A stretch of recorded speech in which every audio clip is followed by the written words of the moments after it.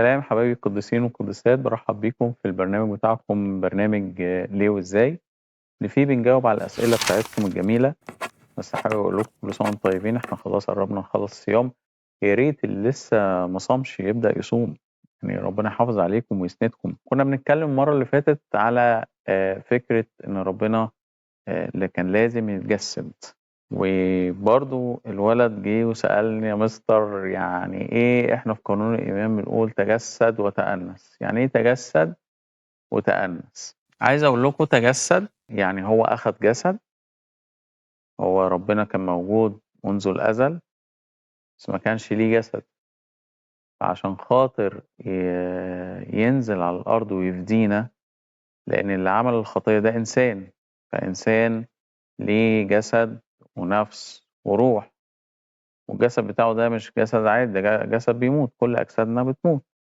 فكان لازم ربنا عشان خاطر يفدي الإنسان لازم ياخد جسد بيموت. عشان كده كانت فكرة التجسد. طب يا مستر هو برضو نفس الولد، طب يا مستر هو ما ينفعش كان أي حد تاني يعمل الموضوع ده؟ لازم ربنا هو اللي يتجسد يعني؟ صح حبيبي، أيوه طبعا لازم ربنا هو اللي يتجسد، لأن كان مطلوب اللي يقوم بعملية الفداء شخص غير محدود، لأنه هيفدي البشرية كلها. شوف أعداد قد إيه، كتير جدا، فهيفدي البشرية كلها. فكان لازم الشخص اللي يعمل حاجة زي ديت لازم يكون شخص غير محدود، ولازم يبقى إنسان. يعني ما ينفعش يبقى ملاك، وما ينفعش يبقى، أنا آسف، حيوان، لكن لازم يبقى إنسان وبدون خطية ويكون غير محدود. ومفيش حد غير محدود غير ربنا. فربنا اتجسد، أخد الجسد بتاعه من بطن الست العذراء، وأخد التأنس. التأنس ده يعني أخد نفس البشرية والروح البشرية والجسد طبعا البشري اللي هو بيموت. ودي بتفكرني بقصة كده جميلة هحكي لكم عليها. أب ليه 3 أولاد. الولاد كانوا بيحبوا تملي يطلعوا يلعبوا في الجنينة بتاعة البيت، وكان على حدود الجنينة كان في زي غابة كده كانت بعيدة شوية، كانت مليانة أشجار وزهور، حاجات حلوة، مش مخيفة يعني ولا حاجة. بس أبوهم كان قال لهم يا حبايبي لما تيجوا تلعبوا حدود الجنينة بتاعتنا، المكان دون يا ريت بلاش حد يطلع ناحية الغابة يعني. هم سمعوا الكلام لفترة، ولكن بعد كده جه ولد من الولاد اللي كانوا موجودين وقالوا إيه رأيكم ما تيجوا نشوف الأشجار الجميلة والورود الجميلة، أكيد في المكان ده فيه حاجات حلوة يعني تانية يعني. بالفعل هم رايحين للجنينة ديّة أو للغابة ديّة، وبدأوا إن هم يلعبوا هناك شوية، وحصل زلزال هَز الأرض كلّها لدرجة إن الأرض نفسها اتشقِّت، وبقى في فرق في الأرض ما بين الغابة وما بين الجنينة بتاعة بيت أبوهم.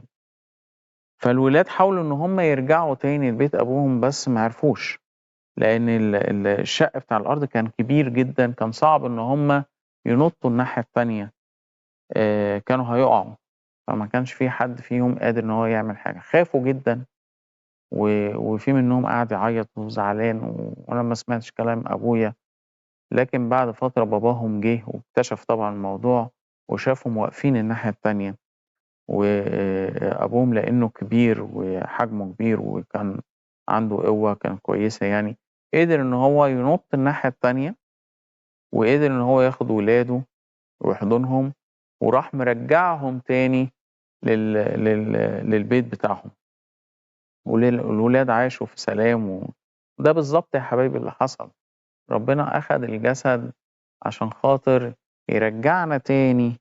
هو نزل من فوق عشان خاطر يرجّعنا وياخدنا من تحت من عمق الخطية، ويروح مرجّعنا للمكانة الأولى اللي إحنا كنا موجودين فيها. وعلى فكرة إحنا موجودين دلوقتي في المكانة زي ما كان أبونا آدم وأمنا حواء موجودين. صحيح إحنا مش في الجنة، لكن إحنا وجودنا في الكنيسة، وجودنا في الجنة، وجودنا في السما. ودي نقطة مهمة محتاجين إن إحنا نأكد عليها، إن إحنا تملي نكون مربوطين بربنا، مربوطين بالكنيسة، مربوطين بالسما بتاعتنا اللي موجودة على الأرض. وبكده نحفظ الآية بتاعة النهاردة بتقول: عظيم هو سر التقوى، الله ظهر في الجسد. ودي هنلاقيها في رسالة القديس بولس الرسول إلى تلميذه تيموثاوس الأولى إصحاح 3 آية 16. ربنا يحافظ عليكم ويسندكم، ربنا يكون معاكم، أشوفكم المرة الجاية، سلام.